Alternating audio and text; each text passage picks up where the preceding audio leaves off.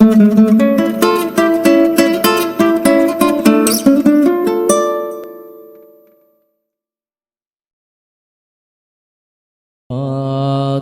साथ स्तुति गाऊंगा, है यीशु मेरे खुदा। उपकार तेरे है बेशुमार, कोटि कोटि स्तुति धन्यवाद। धन्यवाद के साथ स्तुति गाऊंगा, है यीशु मेरे खुदा। उपकार तेरे है बेशुमार, कोटि कोटि स्तुति धन्यवाद। योग्यता से बढ़ के दिया है अपनी दया से तूने मुझे। योग्यता से बढ़ के दिया है अपनी दया से तूने मुझे।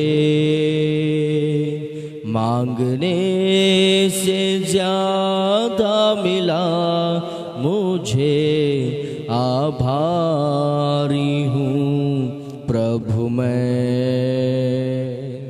मांगने से ज्यादा मिला मुझे, आभारी हूँ प्रभु मैं। धन्यवाद के साथ स्तुति गाऊंगा, है यीशु मेरे खुदा। उपकार तेरे है बेशुमार, कोटि कोटि स्तुति धन्यवाद।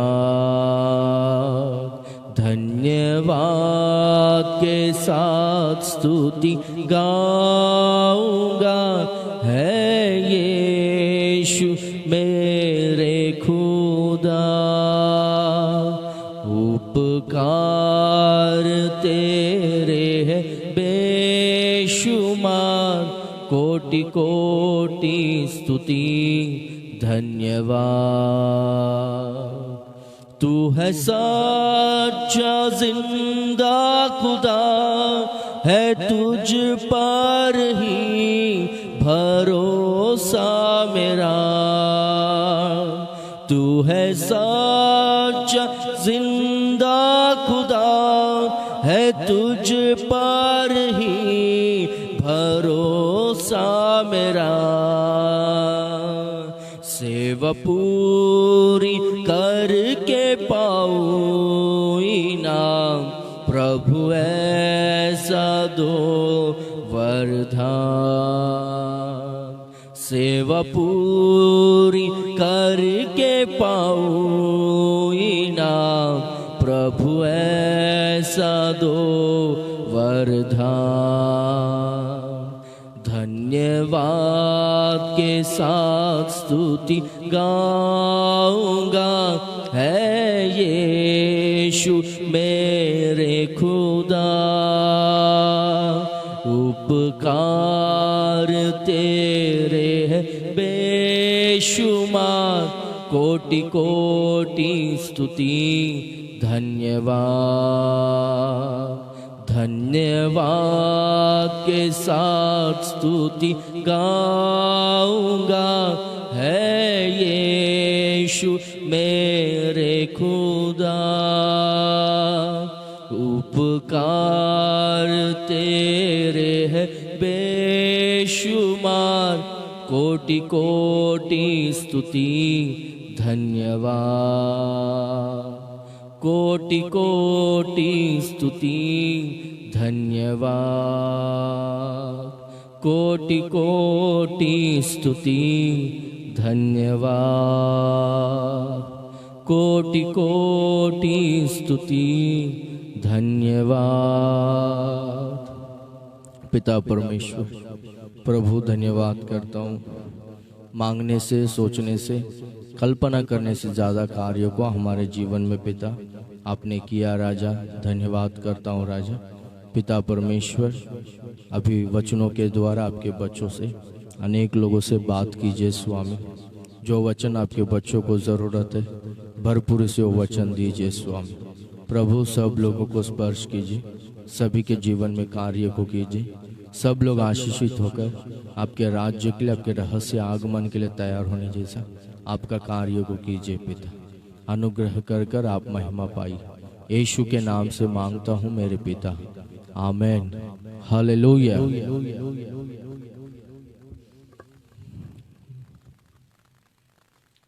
आज का दिन वचन को शेयर करने के लिए मुझको इनवाइट किया पास्टर मनीष जी को प्रभु यीशु मसीह के नाम से धन्यवाद करता हूँ। प्रभु उनको आशीष करें। और ये बेतेल प्रेयर हाउस, ये पेज के फॉलोवर्स को, सपोर्टर्स को, सभी को मैं धन्यवाद करता हूँ यीशु मसीह के नाम से। प्रभु आप सबको आशीष करें। कृपा करके इस लाइव सेशन को अनेक लोगों को शेयर कीजिए, वचन अनेक लोगों को पहुँचाइए। परमेश्वर आपको आशीष करें। कोरिन्थियों का दूसरा पत्र, 2 कोरिन्थियंस चैप्टर 5, 5वां अध्याय। दूसरा कोरिन्थियों का पत्री 5वां अध्याय 18, 19 और 20वां वचन को मैं पढ़ता हूँ।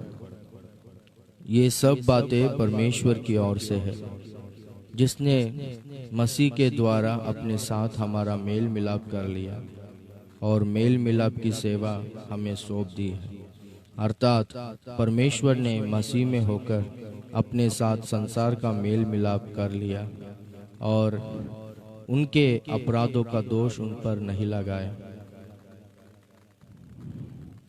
और उसने मेल मिलाप का वचन हमें सौंप दिया है। इसलिए हम मसीह के राजदूत हैं, मानो परमेश्वर हमारे द्वारा विनती कर रहा है। हम मसीह की ओर से निवेदन करते हैं कि परमेश्वर के साथ मेल मिलाप कर लो। हालेलुया। यहाँ पर है ना, पौलुस कहता है कि परमेश्वर ने यीशु मसीह के द्वारा हमको अपने से मेल मिलाप कर लिया है, और वो मेल मिलाप करने का वो काम परमेश्वर ने हमको दिया है। परमेश्वर ने हमको राजदूत बनाया है, एम्बेसडर बनाया है।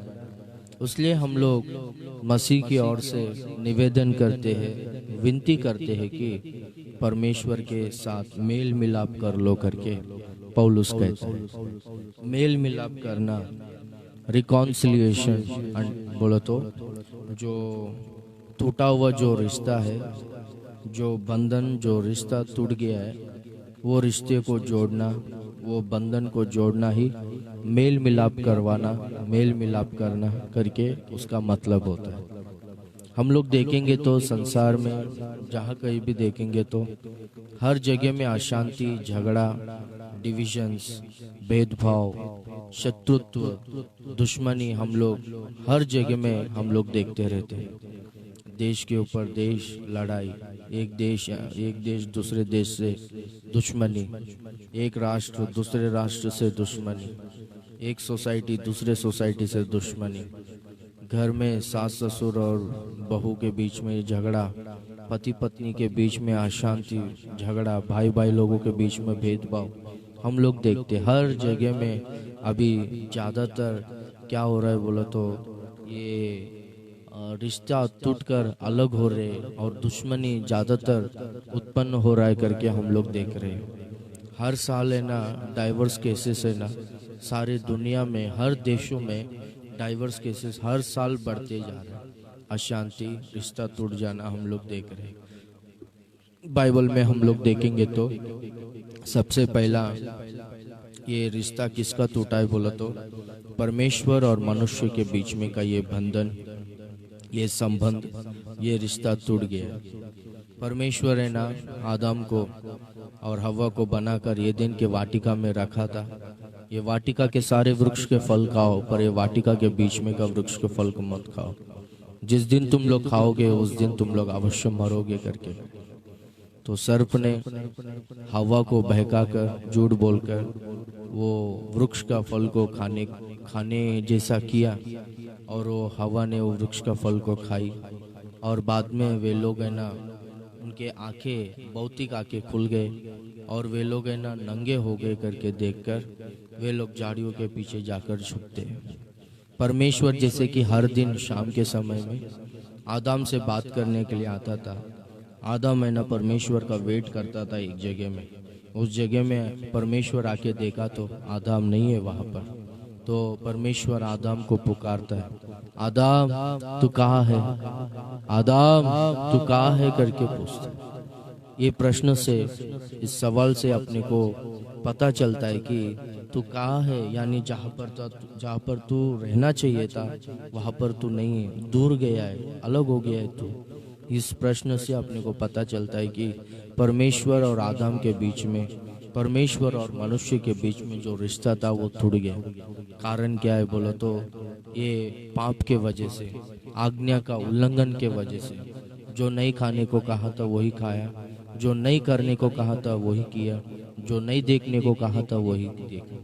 उसलिए क्या हो गया, परमेश्वर के साथ मनुष्य को रिश्ता टूट गया। परमेश्वर ने ना आदम को एदेन के वाटिका में रखा था।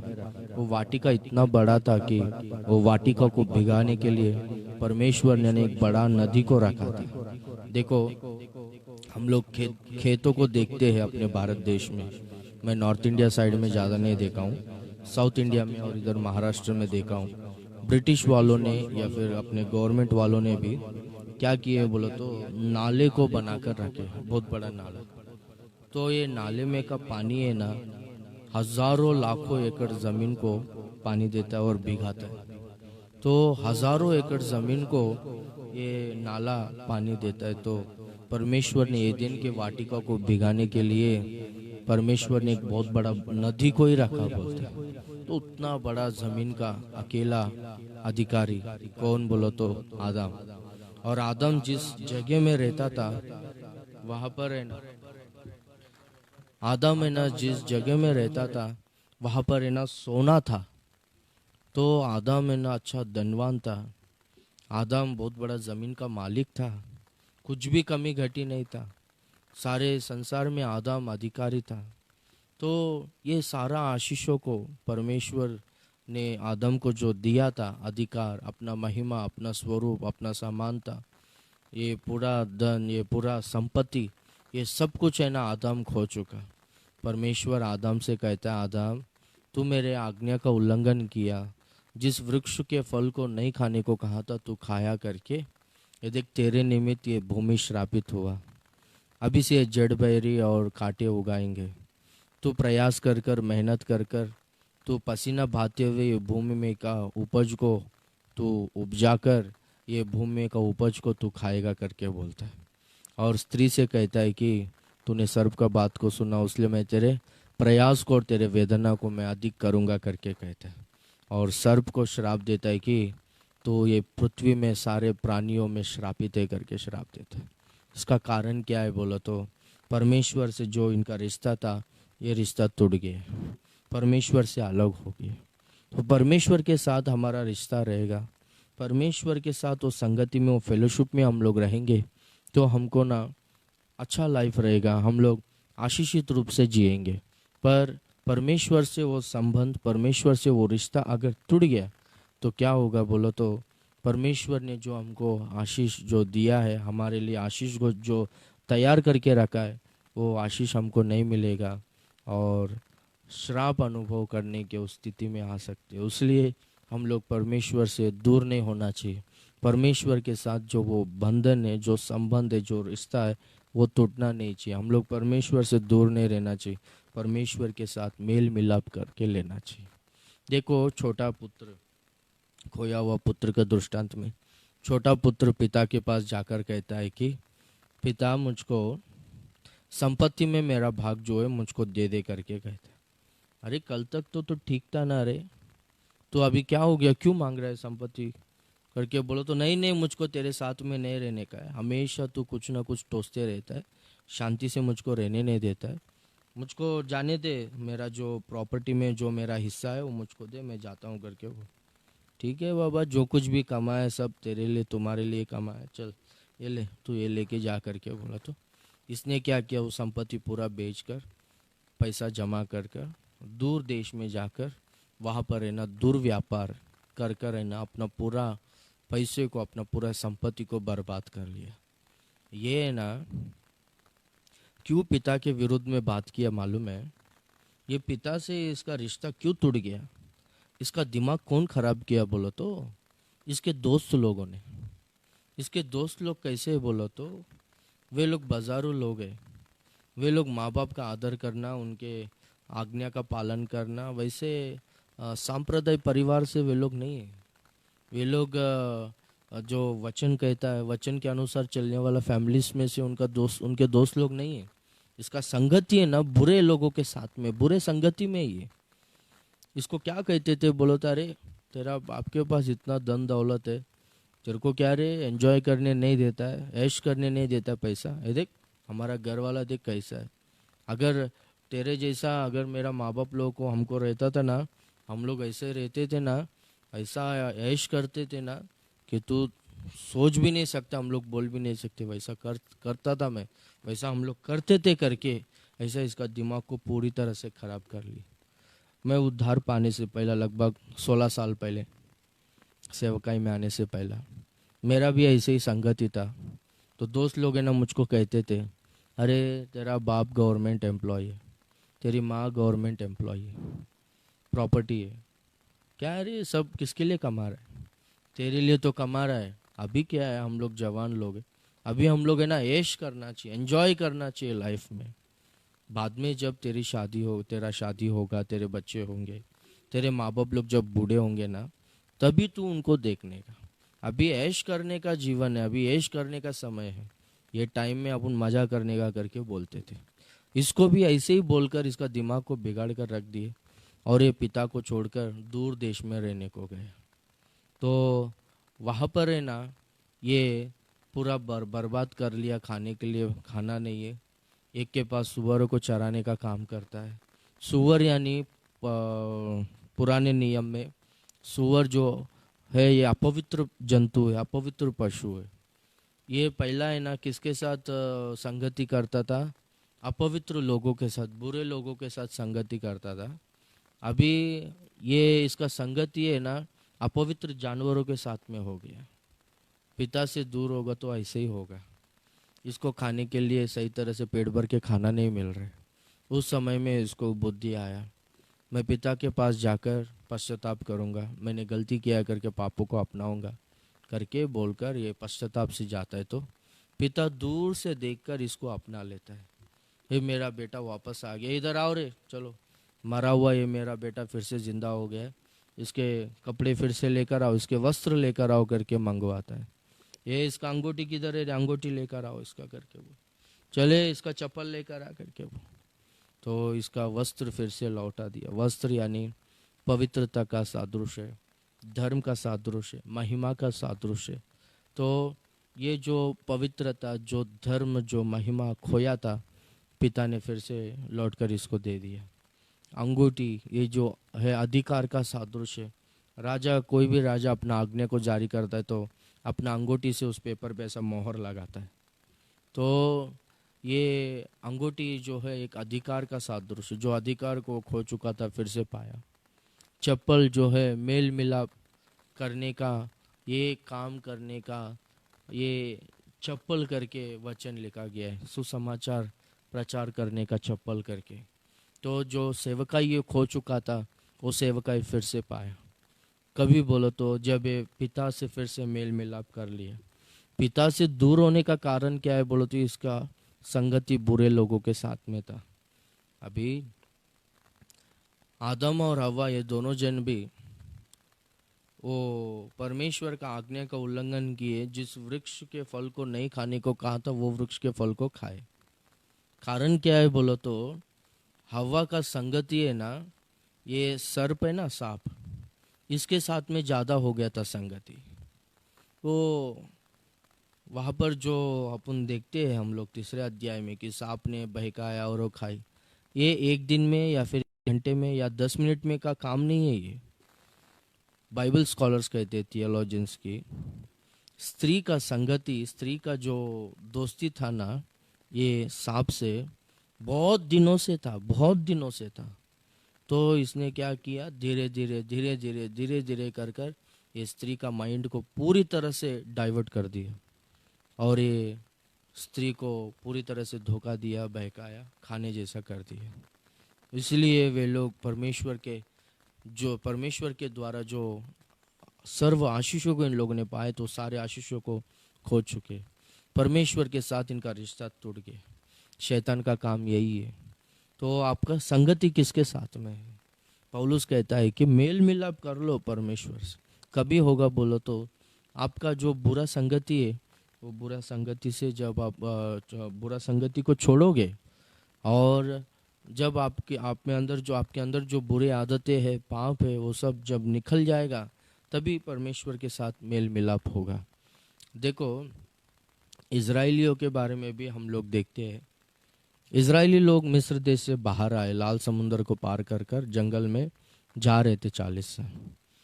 मिस्र देश से सिर्फ इजरायली लोग बाहर नहीं आए, इजरायलियों के साथ में कुछ अन्य जाति के लोग, जो लोग इजरायलियों के तरह ही मिस्र देश में, वे लोग गुलामी में थे, वो दासत्व में थे, वो अन्य जाति लोग भी इजरायलियों के साथ में बाहर आए। वे लोग कहे कि देखो, हम लोग ने जान लिया है कि परमेश्वर आपके साथ में है, परमेश्वर आपको चलाएगा, परमेश्वर ने छुटकारा दिया है ये मिस्र देश से, तो हम लोग भी आपके साथ में आएंगे, आपका परमेश्वर ही हमको चलाएगा, हम पर दया करेगा, हम भी आपके साथ में आएंगे करके बोलकर ये लोग भी लाल समुंदर को इजरायलियों के साथ में पार कर कर जंगल में जा रहे थे। तो एक बार क्या हो गया, मूसा 40 दिन उपवास प्रार्थना करने के लिए सीनाई पर्वत पर गया। तो सीनाई पर्वत के ऊपर परमेश्वर से बात कर रहा है, 40 दिन और रात उधर ही है। नीचे जो अन्य जाति के लोग हैं, ये लोग हैं ना, इजरायलियों में कुछ बड़े लोग, इजरायलियों में कुछ पुरनीय लोग, यानी बड़े लोग, बड़े उम्र के लोग, वे लोगों के पास जाकर, देखो, हम लोगों को जो मिस्र देश से यहाँ पर लेकर आया था, वो परमेश्वर अपने को दिखता नहीं, और मिस्र देश से यहाँ पर जो हमको चला रहा था, वो मूसा भी अपने को दिख रहा नहीं। मूसा क्या हुआ, परमेश्वर क्या हुआ, अपने को पता नहीं। इसलिए अपना जीवन अभी क्या होगा, हम लोग क्या अभी यहाँ पर ही रहेंगे क्या, यहाँ पर ही मर जाएंगे क्या? देखो, जैसे कि तुम लोगों का वो परमेश्वर था, हमारा भी ईश्वर है, हमारे भी देवी देवता है, तो अपने को आगे अभी से अपने को आगे चलाएगा। हमारे देवी देवता भी, हमारे ईश्वर भी ऐसे अद्भुत कार्यों को करते हैं। तो अभी हमारे ईश्वर हमारा ईश्वर अपन सब लोगों को चलाएगा करके, ये अन्य जाति का लोग इजराइलियों के कुछ बड़ों लोगों से बात कर कर उनका माइंड को बिगाड़ दिया। और ये लोग हारून के पास आकर, देखो वो मूसा क्या हुआ और वो परमेश्वर भी क्या हुआ, अपने को पता नहीं, अपना परमेश्वर बात नहीं करता है, क्या हुआ पता नहीं। मूसा गया, अभी तक वापस नहीं आया, क्या हुआ पता नहीं। इसलिए हम लोग इधर ही रह के मरने का क्या अभी?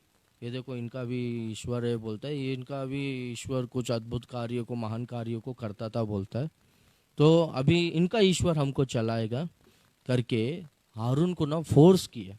हारून ने ना ये इजराइलियों के बातों को टाल नहीं सका, क्योंकि वे लोग उम्र में बड़े लोग हैं, पुराने लोग हैं, एल्डर्स लोग बोलते, देखो जैसे कि चर्च में एल्डर्स लोग रहते वैसा। तो उनके बातों को सुनकर उनसे सोना लेकर बछड़ा को बनाया, और वो बछड़े का मूर्ति के सामने सब मेल बलियों को, होम बलि को चढ़ाए। परमेश्वर का क्रोध भड़का, सब लोग वहाँ पर, हजारों लोग नष्ट हो गए। ये इजरायली लोग जंगल में, लगभग 30 लाख लोग मिस्र देश से बाहर आए, पर केवल 2 ही जन, यहोशू और कालेब, 2 ही जन कानान देश में प्रवेश हुए। बाकी के लोग जंगल में जैसे कि सूखे पत्ते जाड़ से उखड़ जाते हैं, वैसे ही इजरायली लोग जंगल में मारे गए। सब लोग वहाँ पर ही उनका अंत हो गया, उनके गम्य स्थान में उन लोग पहुँचे नहीं। क्यों बोलो तो परमेश्वर के विरुद्ध में इन लोग ने पाप किया। परमेश्वर के साथ वो संबंध तोड़कर, वो बंधन को तोड़कर किसी दूसरे के पास गए उन लोग। दूसरे को होम बलि मेल बलि चढ़ा रहे। ऐसा होने का कारण क्या है? कुछ लोगों के बातों को इन लोगों ने सुना। किन लोगों ने? इजराइलियों में कुछ बड़े लोग, वो अन्य जातियों के अन्य जाति के लोगों के बातों को सुना। इसके लिए इनका जीवन जंगल में ही खत्म हो गया। उसलिए आपका संगति किसके साथ में है? आपका फेलोशिप किसके साथ में है? अब ध्यान रखो, आपका संगति है ना, आपका फेलोशिप, आपका रिश्ता, आपका बंधन परमेश्वर के साथ होना चाहिए। तो परमेश्वर के साथ मेल मिलाप है ना, होना चाहिए। यीशु मसीह के द्वारा ही आपका मेल मिलाप परमेश्वर से होगा। हम लोग राजदूत लोग हैं, सिर्फ हम लोग बोलते, निवेदन करते, विनती करते, क्या करके बोलो तो मेल मिलाप कर लो, मेल मिलाप कर लो करके। यीशु मसीह के द्वारा मेल मिलाप होता है, क्योंकि हमको परमेश्वर से हमारे पाप है ना हमको दूर करता है। तो जब वो पापों का प्रायश्चित होगा, पाप हमारे जीवन से निकल जाएगा, तो परमेश्वर के साथ मेल मिलाप होगा। तो वो पाप का प्रायश्चित होने के लिए, वो पाप हमारे जीवन से निकलकर हम लोग शुद्ध होने के लिए, पवित्र होने के लिए यीशु मसीह 2000 साल पहले मानव रूप धारण करके इस पृथ्वी में आकर 33.5 साल जीकर, घायल होकर, वो सूली पर लटक कर आखिरी लहू का बूंद को बहाया। पापों का प्रायश्चित होने के लिए लहू छिड़काया जाना बहुत ज़रूरी है। सारे धर्म के ग्रंथों में लिखा गया है, पापों का प्रायश्चित होने के लिए खून छिड़काया जाना ज़रूरी है करके। तो देखो, यीशु मसीह ने आखिरी लहू का बूंद को बहाया, तो जो कोई भी यीशु मसीह पर विश्वास करेंगे और अपने पापों के विषय में पश्चाताप से, आंसुओं से प्रार्थना करेंगे, तो यीशु मसीह उनको अपने लहू से धोकर पापों से छुटकारा देगा और पिता के साथ उनका मेल मिलाप कर देगा। हालेलुया। परमेश्वर के साथ मेल मिलाप होगा तो आपका उद्धार होगा और आप स्वर्ग राज्य में प्रवेश करोगे। धनवान इंसान है और लाजर है। लाजर कंगाल था, पूरा देह में फोड़ी था, कुत्ते आके उसके फोड़ी चाटते थे, पेट भर के खाना नहीं मिलता था। यह धनवान इंसान का झूठा खाना खाकर पेट भरने का सोचता था, पर इसका संबंध परमेश्वर के साथ में था। धनवान इंसान व्यभिचार में था, सुख विलास का जीवन जीता है, नंबर 1 क्वालिटी कपड़ा को पहनता है और जैसा मन में आता है वैसा जीता है। तो दोनों जन एक दिन मर गए। ये धनवान इंसान आँख खोल के देखता है तो यादलोक में है, और लाजर जो है अब्राहम के गोद में स्वर्ग में है। तो ये धनवान इंसान नर्क में क्यों है बोलो तो, ये नर्क कौन सा जगह है बोलो तो, जहाँ पर यीशु मसीह नहीं रहता है। ये संसार में जितना दिन जिया था उतना दिन है ना यीशु मसीह के साथ में नहीं था। यीशु मसीह के साथ में वो रिश्ता इसको नहीं था, इसलिए मरने के बाद नित्यत्व में भी यीशु मसीह से दूर जी रहा है। वो यीशु मसीह से दूर कौन सा जगह है बोलो तो नर्क है। इस संसार में जो लोग यीशु मसीह से दूर जिएंगे, मरने के बाद भी यीशु मसीह के दूर ही रहेंगे, वो नर्क है वो जगह। इस संसार में जो लोग यीशु मसीह के साथ रहेंगे, मरने के बाद नित्यत्व में भी, अनंत काल के जीवन में भी यीशु मसीह के साथ में ही रहेंगे, वो स्वर्ग राज्य है। इसीलिए जो कोई भी यीशु मसीह के साथ में रहता है, परमेश्वर के साथ जिसका रिश्ता है, जिनका मेल मिलाप परमेश्वर के साथ हो गया है, वे लोग उद्धार पाएंगे, अनंत काल का जीवन को पाएंगे, स्वर्ग राज्य में प्रवेश करेंगे। यूहन्ना 15वां अध्याय और उसका 7 और 8वां वचन में हम लोग देखेंगे तो वहाँ पर यीशु मसीह कहता है कि मैं दाखलता हूँ, तुम डाली हो। जो कोई भी मुझ में बने रहेगा वो बहुत सा फल लेकर आएगा। जो कोई भी मुझसे अलग हो जाएगा वो डाली पूरी तरह से सूख जाएगा, लोग उसको बटोर कर है ना आग में डाल देंगे। मेरे सिवा तुम लोग कुछ भी नहीं कर सकते हो करके कहता है। तो बाद में यीशु मसीह कहता है कि अगर तुम मुझ में बने रहो और मेरा वचन तुम में बने रहे तो मेरे नाम से तुम जो कुछ भी मांगोगे पिता तुमको देगा। तुम लोग फल लाने से ही मेरे पिता को महिमा मिलेगा, इससे तुम मेरे शिष्य कहलाओगे करके कहता है। देखो, हम लोग है ना फलदायक जीवन जी सकते हैं अगर हमारा रिश्ता परमेश्वर के साथ में, अगर हम लोग परमेश्वर में बने हैं तो हम लोग जो कुछ भी मांगेंगे परमेश्वर हमको देगा। इससे वो फलदायक जीवन को देखकर प्रार्थना का जवाब पाना ही एक फलदायक जीवन है। हम लोग आशीषित होना ही एक फलदायक जीवन है। वो फलदायक जीवन को देखकर हमारे अड़ोस पड़ोस के लोग, हमारे जान पहचान के लोग, वे लोग हैं ना, अरे इनका परमेश्वर महान है, दयालु है, इनको इस तरह से आशीष किया करके परमेश्वर को महिमा करेंगे। वे लोग परमेश्वर को महिमा देंगे। तो इसलिए हम लोग उनमें बने रहना चाहिए, और जो कुछ भी मांगोगे परमेश्वर देगा। देखो परमेश्वर देता है, सब कुछ देता है। वो अपना पुत्र को देने के लिए पीछे नहीं हटा, अपने एक लौता पुत्र को दे दिया हमारे लिए, तो हमारे लिए और क्या नहीं देगा, सब कुछ देगा। तो हर चीज़ के लिए समय होता है। अभी 2-3 साल का बच्चों को 1000 रुपये का 2000 रुपये का नोट देंगे तो वो बच्चा क्या करेगा, उसको खाएगा या फाड़ के फेंक देगा।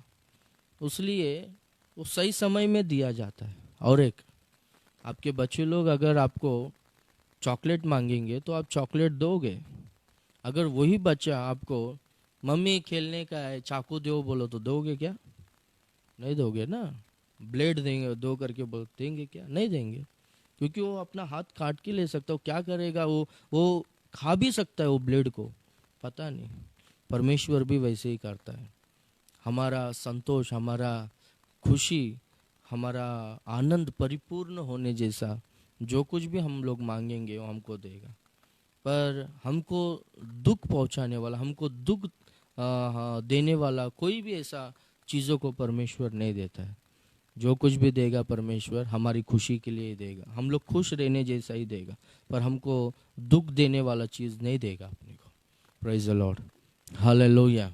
और एक वचन को हम लोग देखेंगे तो यूसुफ के बारे में लिखा गया है कि परमेश्वर यूसुफ के साथ में था, इसलिए यूसुफ जो है एक सफल पुरुष हुआ करके लिखा गया। जो कुछ भी यूसुफ काम करता था परमेश्वर है ना उसमें यूसुफ को सफलता देता था, सक्सेस देता था करके हम लोग लिखा गया। वही 49वां अध्याय 22वां वचन में उत्पत्ति का किताब में यूसुफ एक फलवंत दाख लाता है, उसकी डालियाँ दीवारों के ऊपर चढ़कर जाती है करके लिखा गया। यानी यूसुफ है ना फलता रहता है। वो फलते वक्त है ना ये बहुत ज़्यादा बढ़ रहा है करके इसके उन्नति को रोकना चाहिए करके वहाँ पर है ना एक दीवार ऑटोमेटिक खड़ा हो गया। तो दीवार उसको रोकने के लिए खड़ा हो गया, तो भी ना ये क्या किया मालूम है, इसकी डाली है ना दीवार के ऊपर चढ़कर जाती है।